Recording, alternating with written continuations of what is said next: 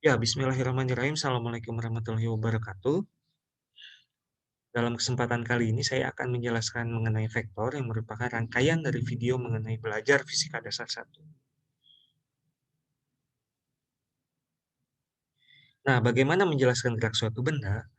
Teman-teman harus mengetahui dulu nih, untuk menjelaskan gerak suatu benda itu teman-teman harus tahu dulu tools dasarnya, yaitu menggunakan, harus mengetahui dulu besaran vektor ya teman-teman. Jadi, dengan mengetahui besaran vektor atau definisi daripada vektor itu sendiri, maka teman-teman diharapkan bisa mengetahui atau menjelaskan atau menjabarkan gerak suatu benda dengan tepat dan, benar, seperti itu ya. Jadi, yang pertama saya akan menjelaskan mengenai besaran terlebih dahulu. Besaran yang ada di dunia fisika yang pertama adalah besaran skalar dan besaran vektor. Perbedaannya apa? Yang pertama adalah untuk yang besaran skalar itu teman-teman hanya memerlukan nilai saja.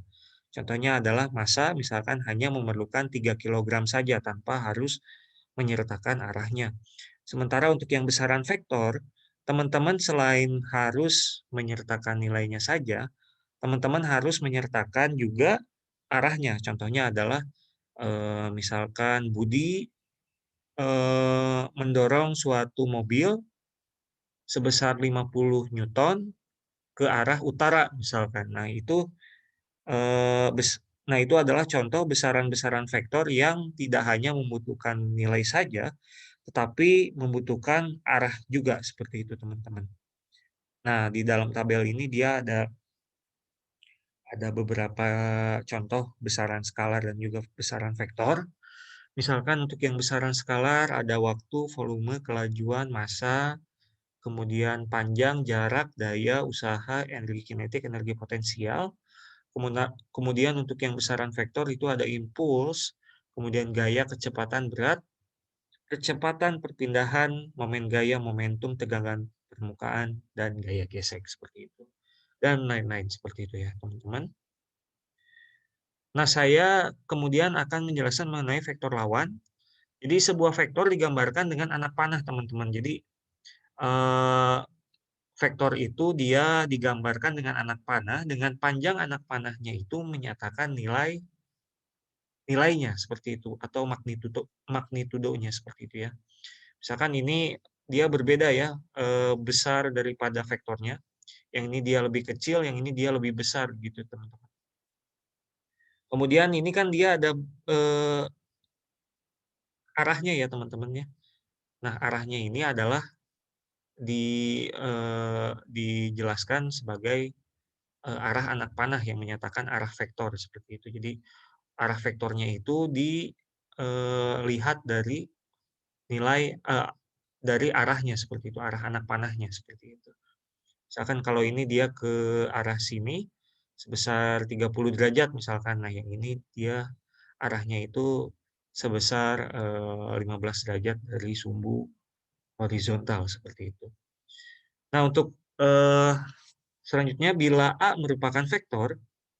ini merupakan vektor, maka vektor B ya, jadi notasinya itu dia harus dituliskan seperti ini. Jadi B, kemudian ini ada tandanya ya, tanda arah. Nah, itu tuh dia menjelaskan ini adalah vektor B seperti itu. Sama dengan minus vektor A disebut sebagai lawan dari vektor A seperti itu. Ini harusnya dia eh, saya tulis A kemudian ada vektornya ya, ada arahnya seperti itu. Jika vektor B merupakan lawan dari vektor A, maka A dan B memiliki nilai yang sama dengan arah yang berlawanan, seperti itu. Jadi, misalkan saya punya vektor A, nah nilai B ini dia merupakan lawan daripada, vektor A ini. Jadi, kita bisa sebut si nilai B ini adalah vektor lawan dari vektor A, seperti itu. Jadi ini saya ingin menjelaskan mengenai istilah-istilah yang sering muncul gitu ya, di dalam, dunia vektor, seperti itu. Kemudian vektor satuan itu adalah vektor yang panjangnya bernilai 1 teman-teman. Jadi sebutan lainnya adalah vektor yang ternormalisasi, seperti itu. Simbol atau notasi yang digunakan adalah A, ini kita sebut dengan topi, seperti itu ya, jadi A topi, seperti itu. Bila kita tulis pada notasi vektor, maka akan didapatkan sebagai berikut. Jadi, kalau misalkan teman-teman ingin membuat suatu vektor, caranya adalah, eee, A ini adalah, A vektor ya, arah A seperti itu, sama dengan A yang tidak ada notasi atasnya ini, kita sebut sebagai magnitudonya, seperti itu teman-teman.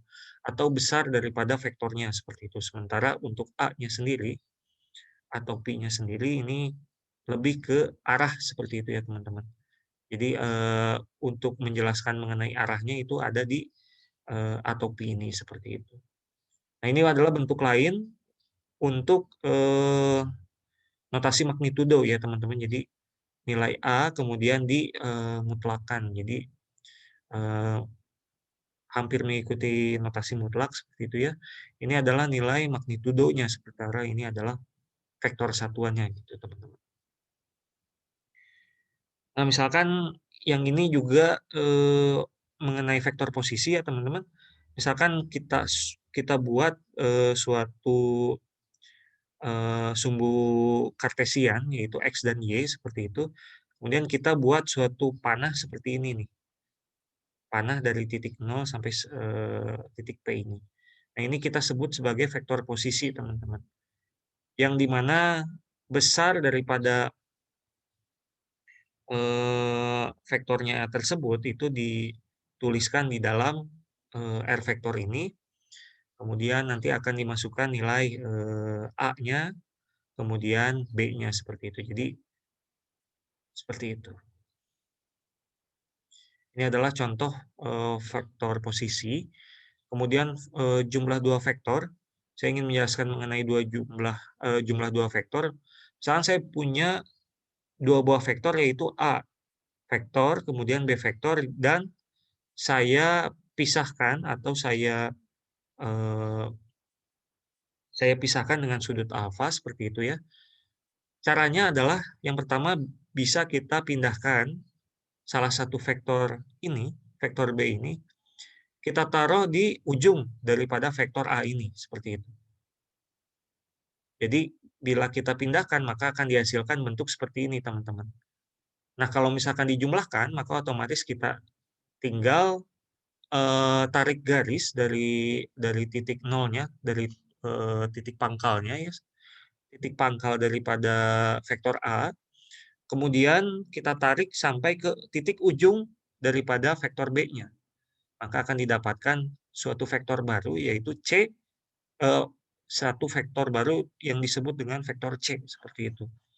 Yang di mana vektor C itu adalah, penjumlahan dari vektor A ditambah dengan vektor B, seperti itu teman-teman.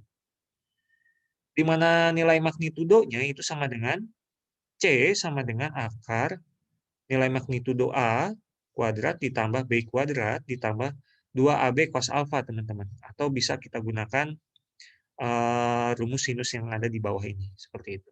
Bahkan saya pengen tahu nilai C-nya berapa, maka silakan teman-teman lakukan perubahan luas seperti itu. Maka akan didapatkan jumlah 2 vektor, seperti itu teman-teman. Nah, mungkin itu dulu, untuk contoh soal nanti akan saya jabarkan lebih lanjut di video selanjutnya. Terima kasih, selamat belajar. Wassalamualaikum warahmatullahi wabarakatuh.